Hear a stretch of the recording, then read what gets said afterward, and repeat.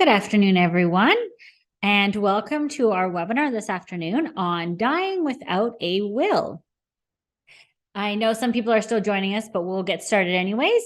So my name is Jessica Steingard, and I am a staff lawyer here at the Centre for Public Legal Education Alberta, or CPLEA for short. I do have you'll see a few other boxes on your screen. So we have Ben Taylor joining us, and I'll introduce him more a little bit later on. And you'll also see kind of a logo, and there is a face behind that logo, and that's Natalie Tremblay. She's our educational design and evaluation specialist. She will be posting lots of information and some links in the chat as we go. So if something comes up or we're talking about something, another organization or whatnot, Natalie will be posting some information in the chat. So make sure you check that out as well. Before we move into our content today, I would like to acknowledge the traditional homeland of the many diverse First Nations, Métis, and Inuit people whose elders have walked this land before us, and those persons with whom we share this great land today. So I am in Treaty 6, but we know that people are joining us from far and wide today.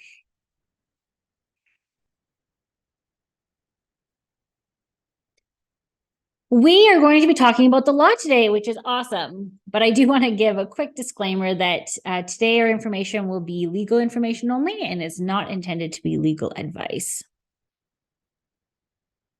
Would also like to acknowledge the generous funding that we receive from the Alberta Law Foundation and the Department of Justice Canada, which allow us to put programming like this on. A few other housekeeping items before we get going. We will be posting a webinar recording on our YouTube channel. Give us about a week to do that, and then you'll be able to watch it from there. So if you missed something or you want to go back and watch it, you'll be able to do that. We are going to leave time for questions at the end. We'd ask that you please use the Q&A function on your screen to ask your questions. You're welcome to put questions in throughout the presentation. Just know that we will save answering them until we get to the end of our formal presentation.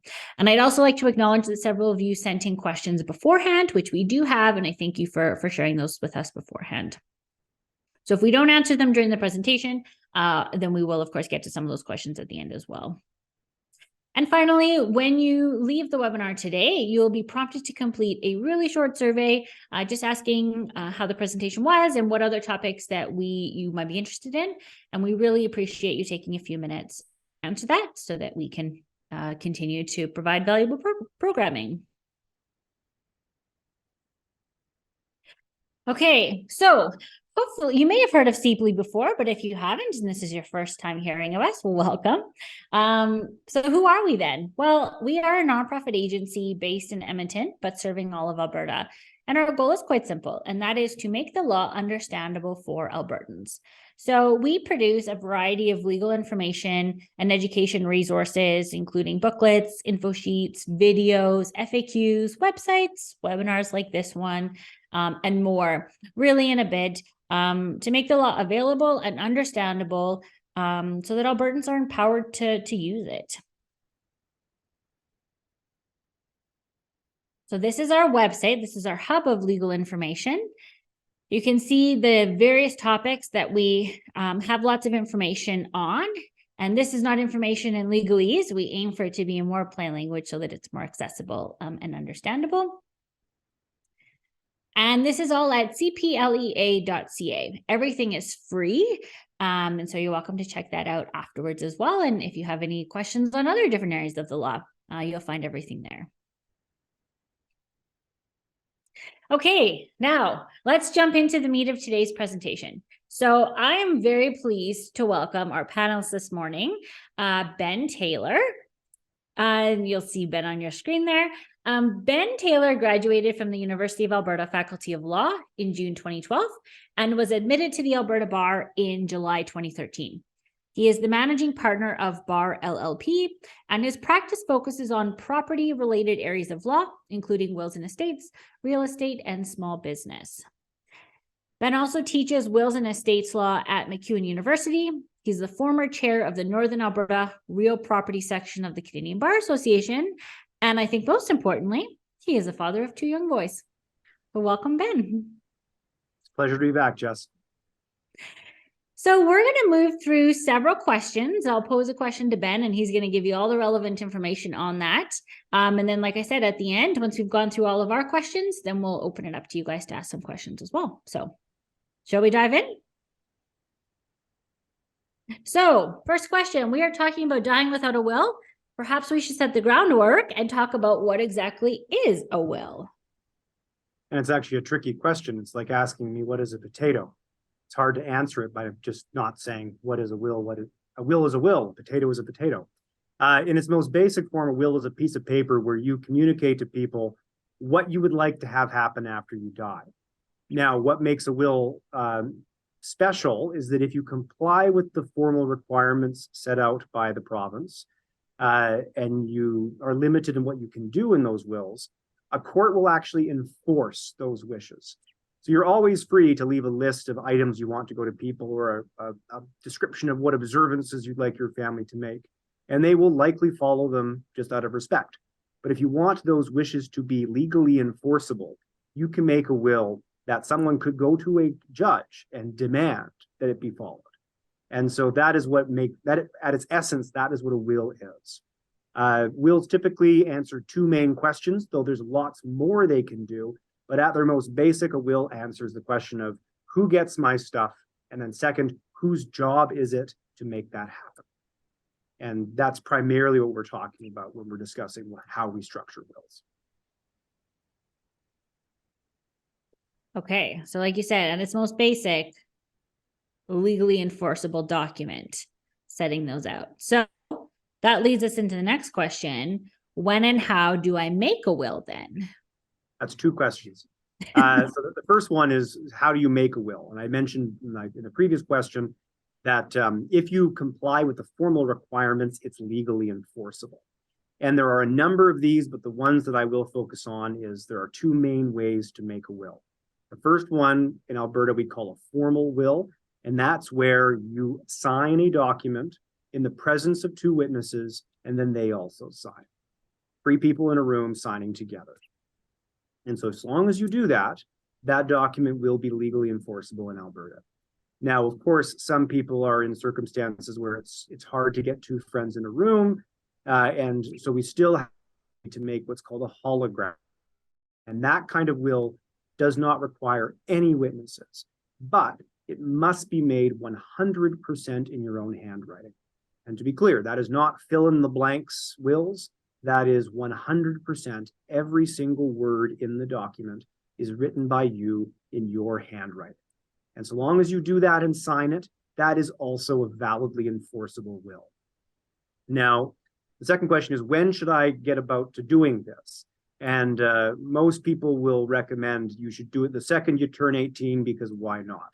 That's not the answer people are usually looking for. They want something more edgy. And so I'd say that the edge cases for when you should get a will, first and foremost, is if you have a child, it's a very good idea to get a will. And that's primarily because you can, in a will, designate who becomes a guardian if you pass away.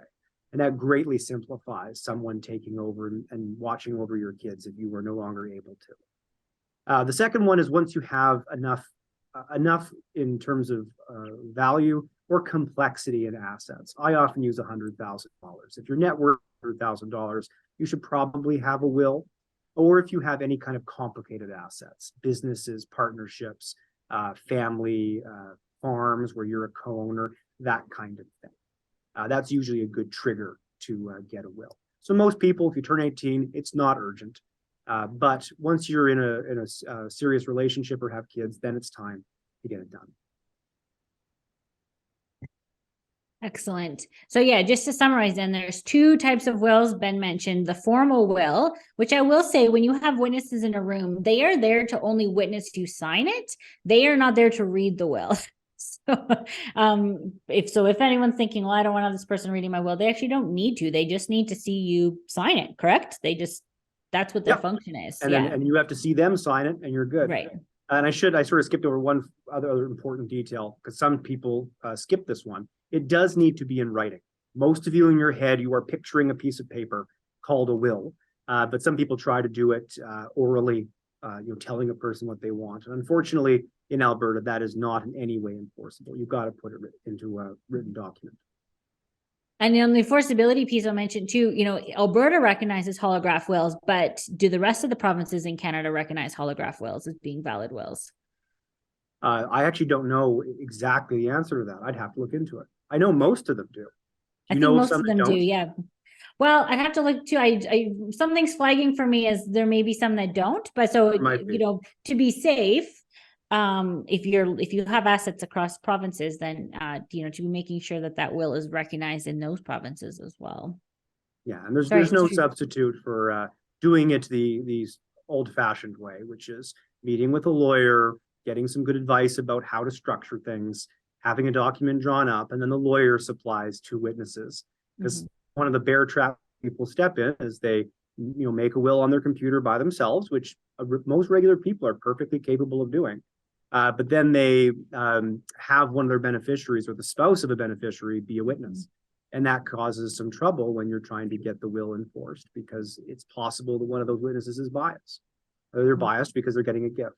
So usually going with a lawyer is the smoothest way to do it, but you are certainly able to do it by yourself if the lawyer is not affordable for you.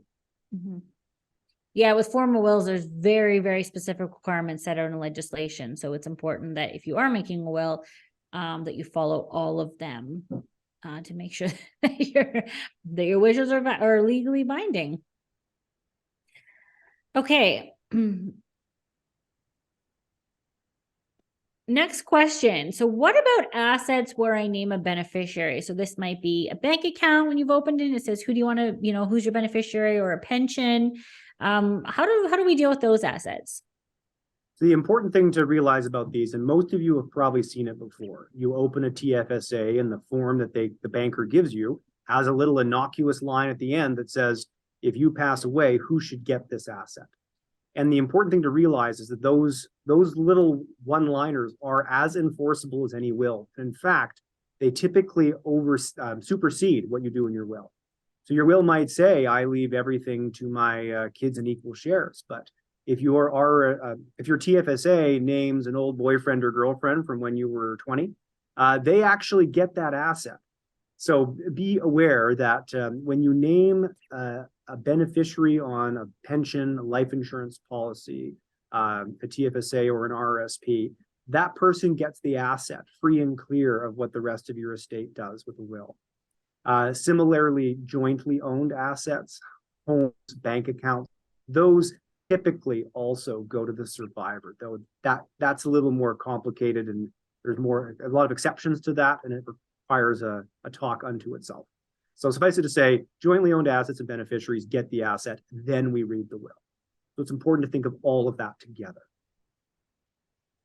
So I mentioned a couple of things. One, fun fact, we did a webinar on owning joint property. So if you are owning property with someone else, so it's up on our YouTube channel. And we did may or may not involve me. I couldn't speak to it. It'll be very familiar faces on your screen. That is up on our YouTube channel. And we did talk about that a little bit too, of when you own property with someone else, what happens when you pass away. So for more information, I'll put a little plug there. Natalie will probably put the chat in the link chat there for you as well. Yes. Okay. So Ben, I was going to ask one question about when you have that little box, then you can put a name. What if you put to my estate? Absolutely allowed, and often what I recommend. If you've got a will that represents a robust estate plan that you've made up, usually what we'll do is encourage you to name your estate as the beneficiary of those policies. And all that means is that the money comes out of the TFSA, RSP, pension, and it lands in the estate with the rest of your assets. Sometimes you want to take advantage of that asset going straight to someone right away to free up some money to pay for estate expenses. But most banks will pay estate expenses if you provide them with invoices. So it's not as important a consideration as some people think it is. But you can absolutely name no one or my estate when you fill out those forms. You're not getting estate planning advice from your account manager at the local bank. So they just put it in front of you and you just fill it out. So most people don't really think about it when they're doing it. They're just shooting from the hip. So if you put nothing, that's the equivalent of saying to my estate. That's right. Okay. Blank is exactly the same and totally allowed. Okay, but if you put a name, then that is going to go to that person regardless of what your will says. That's right. Perfect. Okay. We've got several questions to get through, so I'm going to go to the next one now. Question 4, what if I do not have someone to be my personal representative? And I'll say personal representative, many of you may be familiar with the term executor, basically the person administering your will. So what if you don't have someone to name? And that's a tricky situation.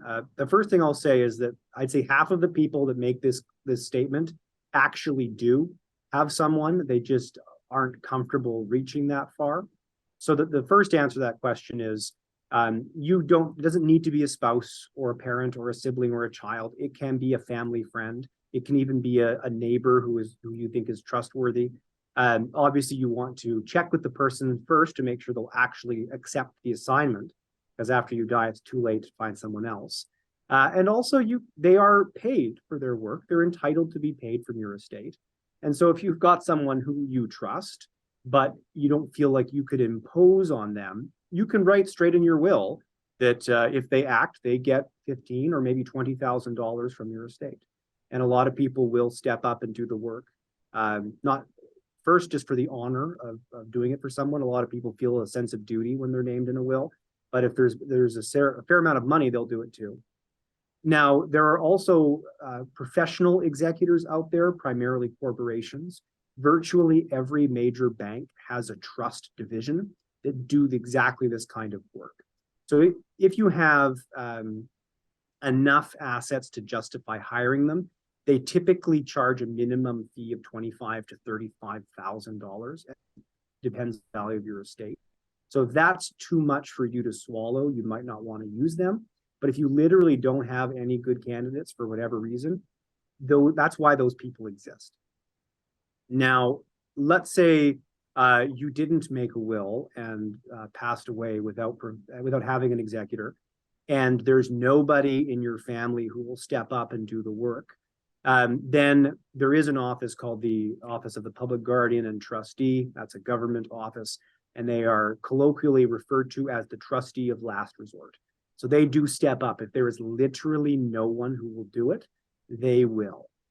And then last but not least, I'll mention it. If you have a lot of debt, and that's why no one wants to step up and administer your estate, because there's more credit card bills than assets, believe it or not, your credit card company or your bank or your mortgage, whoever is owed money, can actually step up and administer your estate if nobody else does.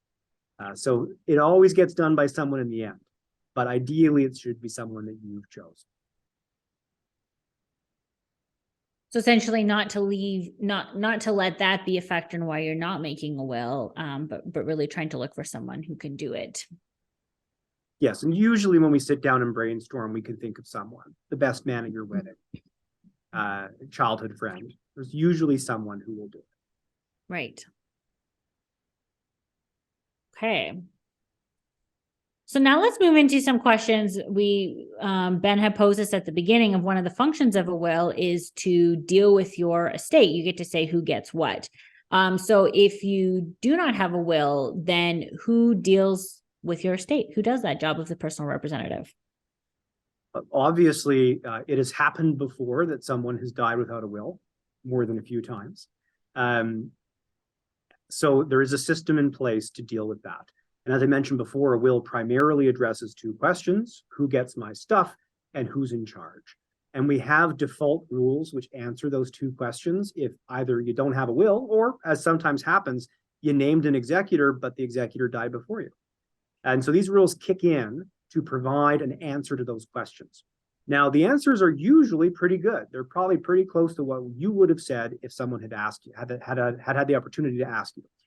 But sometimes it can be less desirable. So generally speaking, there's two different lists for who gets to be in charge, but it's generally, if you have a will, it's the beneficiaries of the will. If you don't, it's typically spouse, kids, parents, siblings, nieces and nephews, grandparents, uncles, and the list just goes on and on and on.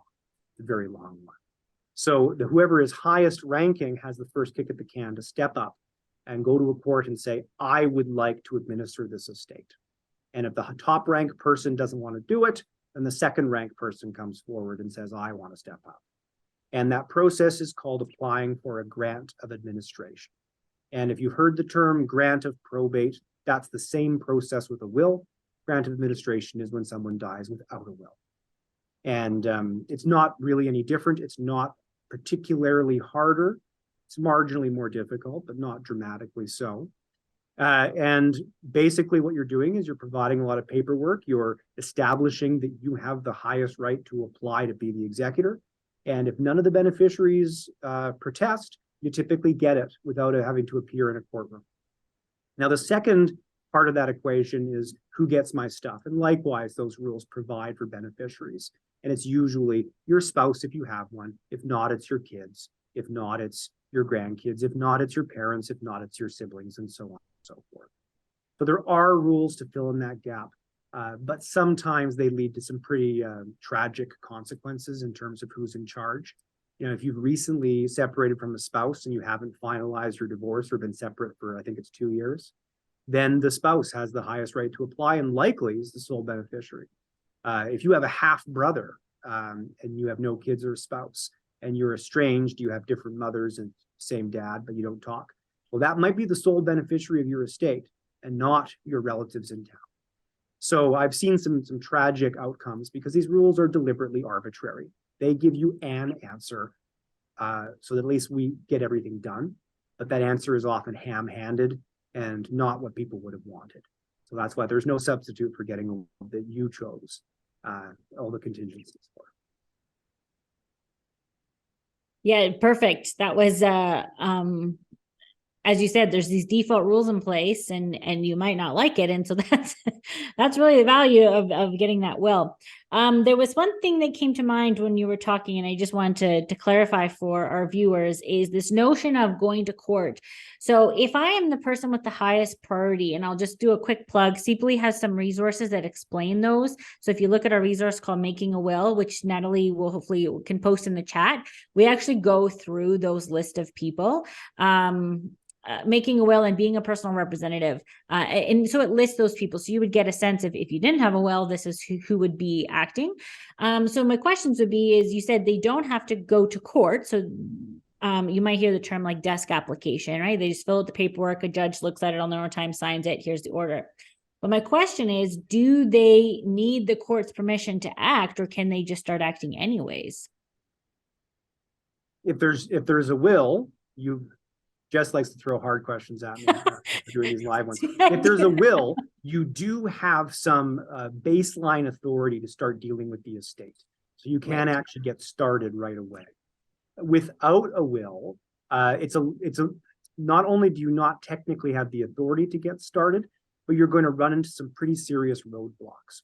So if you go into a bank with a document that says will on it and you're the executor, the bank is going to be reasonably good to deal with. They'll usually give you a copy of a bank statement to see what assets are there. And they may even pay some bills, as I mentioned. But if there isn't a will and you go in and say, I'm the next of kin and I'm applying to be the administrator for this estate, they'll say, great, come see us when that's done. Which makes it a little tricky because one of the things you're supposed to do when you apply for administration is to show what assets are in the estate and the value. So yes, informally you have some authority with the will, and technically you don't if you're just applying.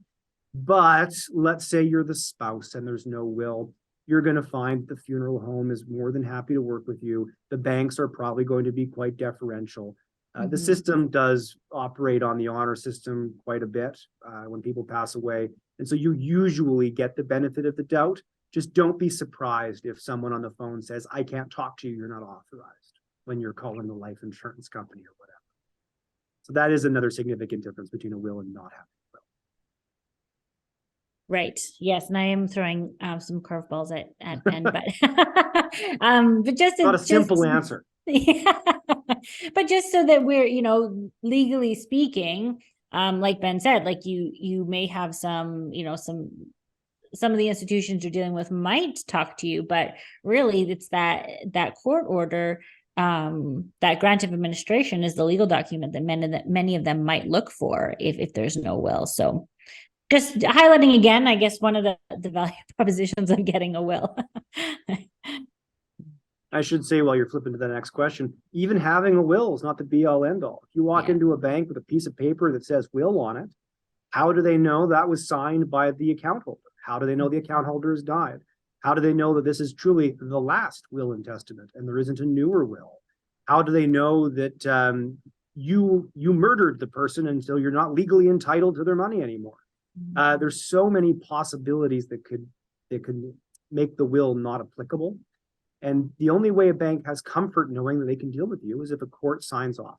And that's why we have the surrogate court that does grants of probate and grants of administration. So it gives everyone comfort knowing that a court has signed off and this is a court they're following, and not just a piece of paper that says will on it. And that's a great plug for you to come back in 2 weeks and watch our Getting a Grant of Probate presentation, because we'll go through that. We'll go through a little bit further. I don't have the date on hand, but I have it at the end of the presentation. So we'll get you that date then, but it's in about 2 weeks' time. So we will talking a lot more about that grant of probate process, and which, you know, the end result is a court order, which allows the person named to act in a way. So yeah. But I'm going to bring us back to the inheriting piece. You kind of mentioned, Ben, already this default list of who inherits your estate if you don't have a will. Anything more to add on that? The only thing I'll add is the main subtlety that we usually deal with. So the rules do give everything to your spouse. That includes a married spouse or a common law spouse. So be mindful of that, because you may be living with someone and 3 years can sneak up on you. Because once you hit that 3 years, or if you have a child together, then you are common law. You are adult interdependent partners, is the term Alberta uses. And that means if one of you passes away, the other receives the entirety of your estate, subject to any cohabitation or prenup agreements, and depending on how many kids you have. So the one complex variable is we often see blended families where you've got children from more than one partner. And in that situation, you have to split the estate in two, where one half goes equally to all of your kids and the other half goes to your spouse. With one additional added twist, which is if you have a smaller estate, the spouse gets a minimum of $150,000. They get the first $150,000. Then the kids get the other half, or the rest of what's left. So it's not a simple formula. There are several exceptions, and that's why I usually want a lawyer and because we hopefully know all the exceptions. That's our favorite part about law, right? For every rule, there's an exception, and maybe more than one exception. And for every exception, there's an exception. Exactly. So there's lots of rules. We actually have a question. I throw out the fun little fact that if you are legally responsible for someone's death, you're not allowed to profit from their death. So you're actually disentitled to life insurance. I just throw that out there. But yes, there are many exceptions to that rule. But generally, that is the case. If you cause someone's death in a culpable way, courts will intervene and not let you profit from it. So yes, there's millions of exceptions to every rule. Right. Again, this inheriting list, CPLEA has resources, and we do have a resource called something beneficiaries on intestacy, I think it's called. Natalie can put the link in the chat again. So it shows that we've talked about these default rules. It's just kind of a quick and dirty list for you to get a sense of where your estate might go if you don't have a will. Flip into the next slide. I should say I managed to get through those two questions without ever using the word intestacy. And I probably should have, because that word does get thrown around. If you don't have a will, you are what we call intestate, because you don't have a last will and testament.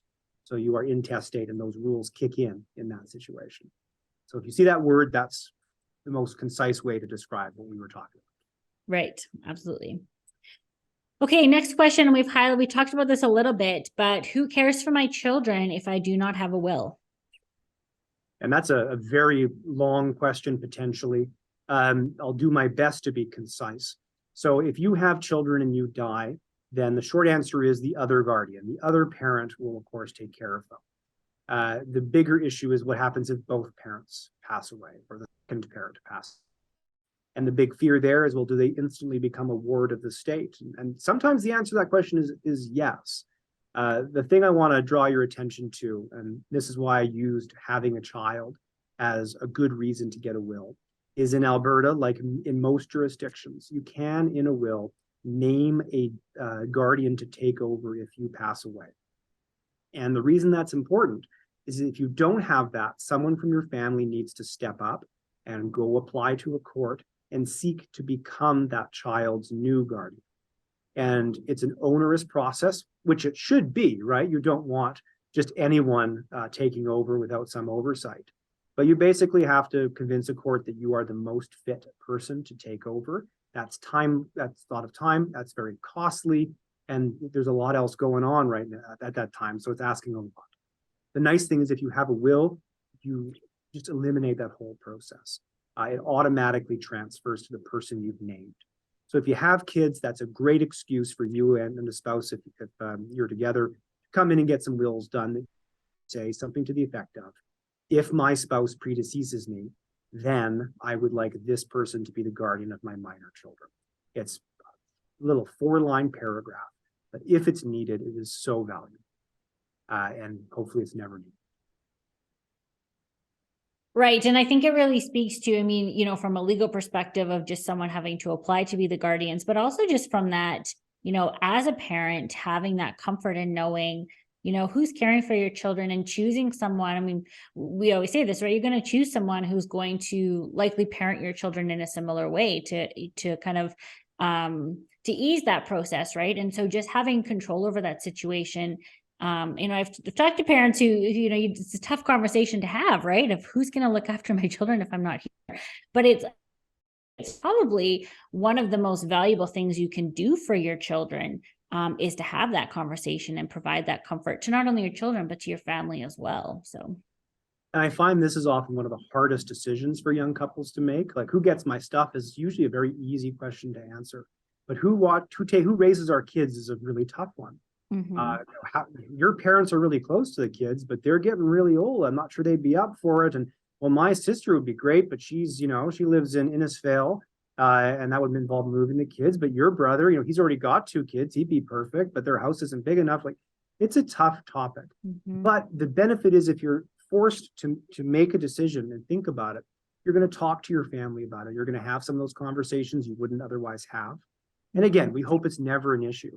But if it is, not only does it provide the legal basis for someone to step into your role as a parent, but it also gives permission to the rest of the family, because reasonable people might have different opinions over who would be best. And so if 2 or 3 people all think they would be best, well, now there's a potential fight in the family between really good, meaning people who look out for your kids. And now suddenly the family is at odds over that. If you pick someone, there's no need for the dispute. So it's really worth doing. And I would say that's you know, just that resolving dispute perspective applies to anything you put in a will, whether, you know, even naming a personal representative or who your beneficiaries are, that it just removes, you know, just provides so much clarity for everyone who's left and can hopefully avoid some of those disputes. Yeah. And while you're flipping to that next slide, it's very hard to be mad at the person who's passed away. So the will puts all those decisions squarely on the deceased. And I think one of our next slides, arrangements and that kind of thing. And we often put in wills, if you've got a person who was raised in a particular faith, but they've sort of drifted away from it. Sometimes we'll put that in the will that they want to have a secular funeral, because that way it's not the surviving spouse who's making that decision and antagonizing the religious family, or maybe a different faith. Rather, it's the deceased who made that wish. And so it gives the spouse some cover to not be in conflict with the family. Yeah, and that is exactly, I guess, is probably part of the answer to this next question of who makes decisions about my body and my funeral if I do not have a will. Yeah, that's another challenging and multitudinous question. So there are a different set of rules for funeral homes when it comes to determining who has standing to be the next of kin for those kinds of arrangements. They are different from my world because the funeral homes kind of have to move quickly. They don't have time to go to court. So there is a list, and it's pretty much the same as mine. If you have a will, the person named in the will is the next of kin, and they make decisions about what kind of arrangements are made. In the absence of a document, they also have default rules. So I think the spouse is number one. Adult children are number two. So like minor kids obviously are not asked to make decisions about their parents' funeral arrangements. So adult children are next. Then it goes to parents. Then I think it's guardians of minors, grandchildren, and then so on and so forth. So there are default rules. But yes, if you don't have a will, it may not be clear to the family who steps up. And that can cause unnecessary grief piled on top of what's already a difficult time. So hopefully this is never going to be a source of conflict, but really you just want to be easy on everybody. I was going to add with this, like with the body, with the body, and of course we're talking about like even the question of cremation versus burial, or a funeral, whether, what kind of funeral. And even so much now that there's an entire industry built around planning your own funeral. So you can not only write a will and say, I want to be buried and here's the plot, but here's my funeral's already planned and paid for, and provide all that certainty around it as well. So. Yeah. And then of course, if there is no family, that's the one thing we skipped here. In the event that there is no family, then that's where that public trustee's office steps up. The medical examiner, when a person dies, the medical examiner often takes them away, but they then have to go to a funeral home. And if there's nobody there for the funeral home to talk to, eventually the government steps in and fulfills that role. And that is the next question. Oh, when does the Office of the Public Guardian and Trustee get involved? Yeah, so generally, I mean, these guys are, I always like to plug them. They are saints, in my opinion. They always work with the most difficult family situation. I have the utmost respect for the difficult work they do and how utterly essential it is, because there are people who just legitimately, and it's always tragic, right? They just don't have family. They don't have close friends. And so they're there to fill in that gap, to make sure that at least people's affairs get put in order one way or another. Unfortunately, you can't name them in your will.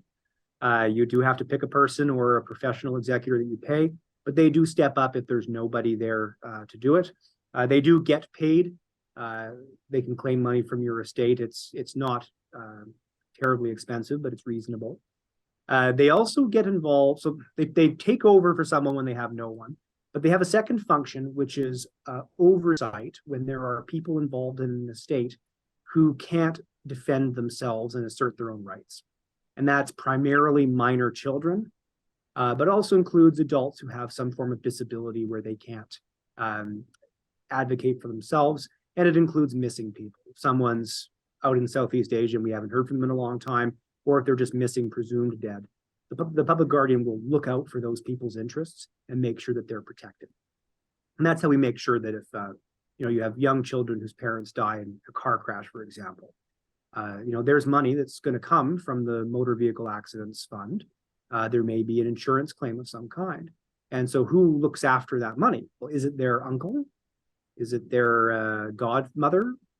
And what if that person has a history of fraud? Or how do you prevent those kids from being taken advantage of? And that's what this office is all about. They're there to make sure that where the family can take care of things, they just do some basic due diligence and they're hands off. They're very reasonable and decent, and usually they will apply common sense. But when there's concerns, they will assert themselves. In some cases, they will simply step in and manage the money for the kid until they turn 18. So they're a very great resource, and I love that we have them. And I have nothing but respect for the men and women who work there. It's a tough job, and they are so important. And they have a lot of information on their website. So it's part of alberta.ca, but there's a lot of information on there. And I think there's even a phone number. So if you have questions, like to call them and ask. But I'm going to reiterate something Ben said, because do not name them as your personal representative. I don't need the OPGT calling me saying, what were you telling people? So yeah, please do not name them as your personal representative, but they have enough files. They do. Okay. I think we have one more last formal question, and then we'll move into some of the, okay, next question. What if I have an interest in property with someone who does not have a will, such as landlord, or maybe you own it with someone else? That's a good question, because it does come up a lot. The shortest answer is you can never force someone to get a will. That's their own personal decision. But sometimes that affects you quite directly. So I'll answer this question, I think, just as directly as I can. If you own some kind of property and you have another owner who doesn't have a will, there are ways you can protect yourself. The most common one we see is in a business where, if you're a couple of guys who like to build decks or do landscaping in your early 20s, you don't really think of this kind of stuff, and maybe 20 years pass, you're a lot older, and it's worth something. What happens if one of the two of you die? And so that's something lawyers do help with. Succession planning is a thing we do in business, because very often if we've got multiple owners and the business is very valuable, there isn't enough cash in the business to buy out the person who's died. And so there's, you want to get life insurance policies in place so that if you co-own a piece of land with somebody, let's say you decide you're going to buy a rental together with another couple. We see that sometimes. Well, what happens if the other couple passes away? Now you have some new owner coming in. One of their kids is going to succeed them and become a joint owner of that rental with you. And there are solutions to that. We can force the sale of it. You can buy them out. Like, there are mechanisms you can use that have nothing to do with wills. They're more business solutions. But specifically in the realm of law, or I shouldn't say law, within the realm of wills, usually you just have to cajole them and encourage them in a positive way to get this done. And in my experience, there's only a handful of categories of resistance people have to wills. The first category of resistance is, that sounds really hard and complicated. I had the rest of my life to get around to it, so I'll do it later. The reality is, at least for me, if I'm meeting someone or a couple to do their wills, the consult 20 to 30 minutes long. It can be done with no preparation whatsoever. In fact, it usually is. And 1 or 2 weeks, I send you drafts, you sign. And a lot of people, when they're done, I see their shoulders drop a half inch and they go, that was a lot easier than I thought it was going to be. Well, yeah, these are pretty straightforward. We've been doing them for a couple thousands of years. We're getting good at it. The second reason people don't do it is that they have this superstitious belief that signing a will ensures that they will die soon. And I can assure you that is not the case. I've done a handful, maybe 4, 5, or 6 at this point, wills in the Mazankowski for people who are imminently going into heart surgery. And I can tell you all of those wills are still on my shelf. That might be a karmic thing or a testament to how good the doctors are at the U of A hospital. But I can also tell you the people who go to me and say, hey, Ben, when we're done with the state dispute, we need to sit down and make my will. Those people have all died. So if you're worried about that, I think making a will is more likely to extend your life than shorten it, if you believe in karma. The last one is just, it's too expensive. And for that, most wills are relatively cheap. I've seen prices as low as, $400 or $500 with some lawyers. Others are $1,000 or $1,200. If that's still too expensive for you, you can do it yourself. You've probably seen these kits at the registry office, these DIY will kits. They're really cheap. I've reviewed the documents in them. The documents are just fine. The only liability on your part is that you might screw up the execution, the signing, and you might overlook a consideration that a lawyer would have pointed out. But if cost is the issue, those kits are just, I've had people pull wills off the internet and the documents, they're just fine. But the mistake they make in the decisions leads to tens of thousands of dollars of litigation, and the lawyers make more money. So usually it's better to hire a lawyer to do the will if you can. So those are the 3 objections I see, and just do your best to encourage them. It's not hard. It is worth doing, and it won't result in you dying. You're not signing your life away. It's just a piece of paper. Oh, and there it is. If you cannot afford a lawyer, as I mentioned, there are will kits. If you want to use ChatGPT, I've seen its wills. They're not bad, though I should warn you, ChatGPT, when it gets it wrong, it gets it confidently wrong, which gives me a great sigh of relief. I'm not going to be replaced by AI yet, but I don't recommend ChatGPT. But if you just Google will, you will find hundreds of thousands of wills, and most of them, when I've seen them, they're perfectly adequate. They say who gets to be in charge. They say who gets my stuff. And the rest of it are just little flourishes that lawyers like. We like to think of ourselves as artists. And so our documents more beautiful and elegant than those ones, but they work. You know, a farmer trapped under his tractor once pulled out a knife and scratched a will in the metal, and the court upheld it. That's a perfectly valid holograph will. A gentleman in Saskatchewan thought he was having a heart attack at a McDonald's and rapidly wrote a will on one of those brown napkins, and it got probated in Saskatchewan. It was taken to a court and they accepted it. So you can make a will yourself. A badly made will is better than no will. A lawyer drafted will, of course, is better than a will you do yourself. But don't let that stop you. If you're looking for other resources, if you want some useful advice, there are presentations like this. There's also the Edmonton Community Foundation has a Wills Week every year in October. They are also video recording some of those presentations now, and they are available. So if you Google ECF Edmonton, you will probably find videos about how you can make wills. And there are tons of online guides that are okay. They're not as good as a lawyer who's current on the law in Alberta, because a lot of those guides are not Alberta specific, but better to do a DIY will than no will. Yeah, absolutely. And I think Natalie posted in the chat as well, some of those resources, as well as some of the resources that CPLEA has as well about making a will. Again, it gives you different options, but like Ben said, better to have something than to have nothing at all. So we'll list some of those in the chat. That's a lot of CPLEA resources I'm seeing in chat. So you can read those and they will be pretty comprehensive. There's no substitute for having a lawyer help you out, but yeah, do not let cost stop you from doing it. Just if you're wondering what is a good day and you've been thinking about it for months, I think today will be a great day to get around to doing. So call a lawyer this afternoon, go find it and make one tonight. Yeah, absolutely.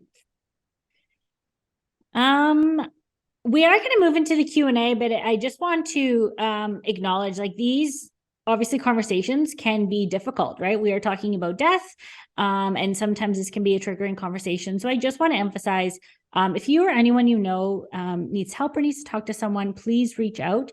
There are resources available, free resources available right away for people to reach out to as well, for different types of support. So I'll get Natalie to post some resources in the chat, but these conversations can be triggering. So I want to acknowledge that and make sure that we provide you with a safe space to talk to someone if you need to. If I can brief that uncomfortable aspect of wills, death is the great equalizer. All of us in this meeting will someday die. And you know what? Elon Musk will too. No matter how commanding, whatever commanding heights people reach, it's one thing unique to all of us. It's the most human thing. And so when we're making wills, it's not about death, it's about legacy. It's about what we leave behind. And all of us do leave something, whether it's a family, whether it's the works that we've done. And so this is a normal part of being human. And you don't need to be nervous about it or shy about it. And usually it's, in fact, making a will is not gloomy. It's usually life affirming. It feels very positive. It's the one thing we can control after we leave this earth. So don't be too shy about trying it. Do you have some questions, Jess? We do. Okay, I'm going to open up the Q&A here in a second. There's already some questions in there, so I'll just start reading some of them out. What is a transfer on death, and does it include the loved one's debts? What happens to someone's debts when they pass away? So that's a good question. So when we die, all of our stuff, whether it's an asset or a debt, all piled together in a pot. And as we mentioned before, there are some assets that sort of fly out right away that aren't part of that. So if you've got a beneficiary named on a TFSA or you've got a joint owner on your house, those assets just go. But everything that's left over goes in the pot. And so if you've got debts, they go in there and your estate pays them. So there is not a situation where your family inherits the debts you have. If you've got a $20,000 credit card debt and no assets to your name, that credit card debt doesn't chase your kids. It just goes away. So debts don't follow your loved ones. The one case where they do is if you got a mortgage on the house. If there's some kind of debt that's to an asset, like a mortgage or a car loan, well, then it will follow that asset. And so your family, if they want to keep it, they have to pay the debt. But if they don't want to pay the debt or they can't, well, then they just walk away from the asset. And then the bank gets it.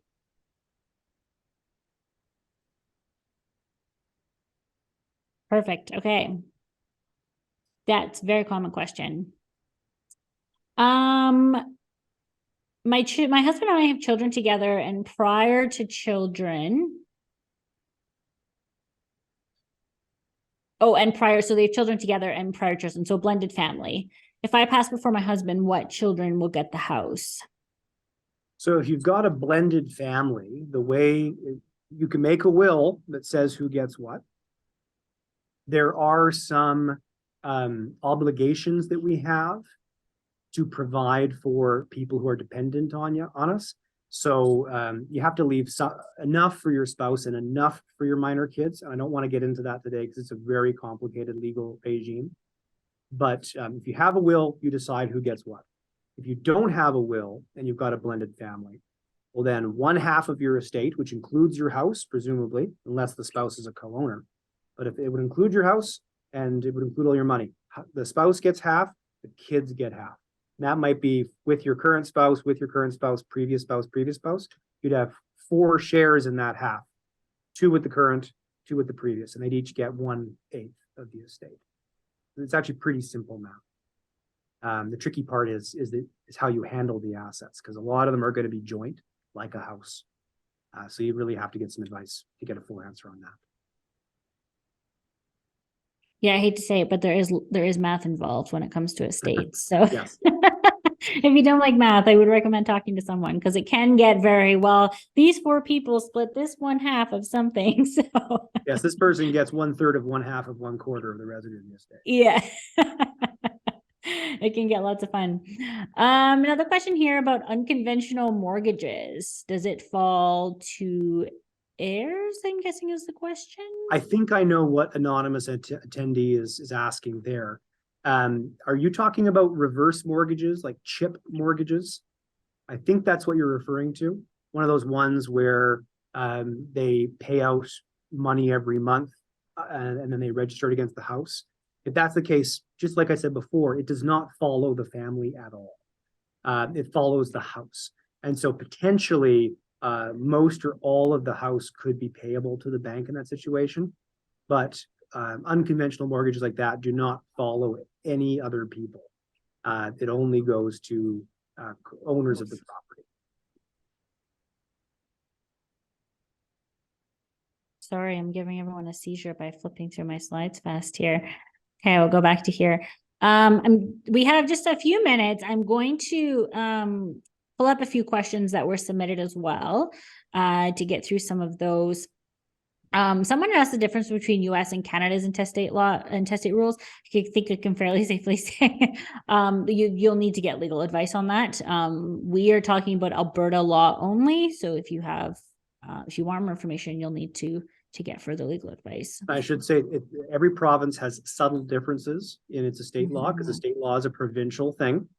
And in the US, it's a state thing. So there are over 50 different estate regimes that all look very similar. They all rhyme, but there are subtle differences. So the only thing you can do is talk to a lawyer in that jurisdiction. If you got an Arizona property, you need to talk to an Arizona lawyer to get the full answer. And like if you have property, like even like not just in the US, but even further, like there's, different laws come into play. So you'll definitely want to get some advice in all those different areas. Yeah. Okay, we have another question came in the chat, and we had gotten this question earlier, and that is taxes on an estate. In 30 seconds or less? Yes. So there is no estate tax per se in Canada. So it's not like if you give $100,000 to someone in your will, they have to pay tax on that money. There is no estate tax in Canada. What there is any tax that you as a person owed, and for whatever reason were deferring, it all comes due if you die. And so an example there is if 8 years ago you bought some stock in Amazon, which I did, I bought it for this price, and hopefully now it was way up here before, but now it's back down. So that gain, I'm only taxed on it when I sell the asset. When I die, the government looks to all of those what are called capital assets and treats them like they were sold, so that gain gets taxed all at once. So that's, some people mistake that for an estate tax, but it's not. It's tax you would have paid during your lifetime if circumstances caused it to become a taxable gain. So that's a very short answer to a much more complicated and robust tax regime. But the basic of estate taxation is, if I die today, May 16th, so if Ben dies today, all the income that I earned in this year, like a regular taxpayer, is going to be due on my April 2024 taxes. And that shouldn't be alarming or surprising. It's something I would have done anyways if I was still alive. The only addition is, if I was carrying some kind of capital asset that's worth more than when I bought it, that gain gets taxed on my. Other than that, there is no tax. The other common thing people hear about that think is an estate tax is, in some provinces, the courts charge a fee for probate or grants administration. And that fee is a percentage of the value of the estate. I know Ontario and BC, two of the biggest provinces, charge a percentage. And I think it's 1.4, 1.5, I'd have to double check. And so that can feel like a tax. Alberta actually also charges a percentage, but it caps at $525. So if you ever have a relative at Christmas dinner who's saying you need to make sure you don't have to go to probate because they're going to tax your estate, well, here in Alberta, it's $500. So don't lose any sleep over it. Not a big deal. Excellent. I'm going to ask one more question here that's a longer answer, and then I'm going to quickly do some wrap up. But in 30 seconds, if someone has the grant of probate or grant of administration and they're not doing their job, there's recourse available. And actually, I think we'll end up talking about this next time as well, and getting a grant of probate one. So if you have a 30-second answer, and then we can encourage you to come back in 2 weeks. Sure. So if you have an executor of an estate or an administrator of an estate, whether they have a grant or not, and they're just not moving quickly enough, they're not doing their job, the people who police what an executor does are the beneficiaries. So if you're named in a will and it's been 4 years and they still haven't sold the house and still haven't filed the taxes, you have a lot of rights as a beneficiary, because the courts, they're just there to make sure that the right will has been submitted and that it's been properly interpreted. And then they're out. They step back. And what they're doing is they're waiting for beneficiaries to step forward and raise issues. And if they do, then the courts are the venue that you go to say, it's been 3 years and the executor has not provided me with an accounting. And the court would say, that's a good point. The executor must provide an accounting every year. Executor, where's the accounting? And they'll say, well, I'm still working on it. Great. You'll have it here in 2 weeks, right? Yes. Good. If you don't, we'll hold you in contempt of court. So it's not terribly difficult to win in court as a beneficiary if the executor is not meeting their obligations. But it can take some doing to get them to actually meet those obligations. But yes, you have many recourses available to you. And you might want to talk to a lawyer, because lawyers do, I'll plug lawyers for a second. Most of the time when there's been a delay administering an estate, it's not malicious. It's just, we have busy lives. There's a lot going on and it's everyone's first time. And so most of the time, if it's taking a long time, it's because the person is not equipped to do this. It's their first time. Getting lawyers involved actually greases the wheels, and it gets things moving, because we've done it before. We know what to do. We have precedents for these things. And so we do help get the process moving at a clip. That was not 30 seconds, but. That's okay. I'm going to wrap up there. I see there's a couple more questions in there. I'm going to encourage you to check out CPLEA's resources. You'll see in particular, there's a box that says wills and estates with the 2 hands there. There's lots of information about making a will, being a personal representative, beneficiaries on intestacy, et cetera, et cetera. So that is the piece if you are for what happens when you die. I'm also going to highlight the other piece of planning for future care. And so that's setting out documents that can be used before you die if you don't have capacity. So making medical decisions, financial decisions, they kind of go together in some ways. They're different documents, but we kind of look at them as, this estate planning piece generally. So I'm going to highlight and encourage you to go take a look. Again, that's cplea.ca. And of course, there's always lawyers that you can talk to, and some of the resources will actually point you where to contact a lawyer if you have no idea where to start. The Law Society of Alberta has a lawyer directory service, which will give you the names of 3 lawyers in your area that you can talk to as well. So encourage you to go look there. And then we're already over time, but as I mentioned before, we do have some webinars coming up. So we've already done the webinar on owning property with someone else, and that's available on our YouTube channel now. We also did one on harassment at work.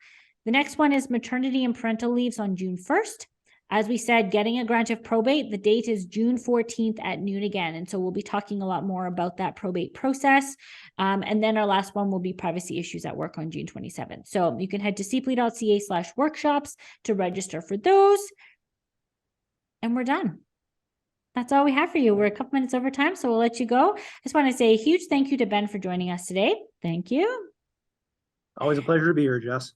And thank you for joining us as well from behind the screens. And hopefully we'll see you in a couple weeks for our next webinar, and enjoy the rest of your day.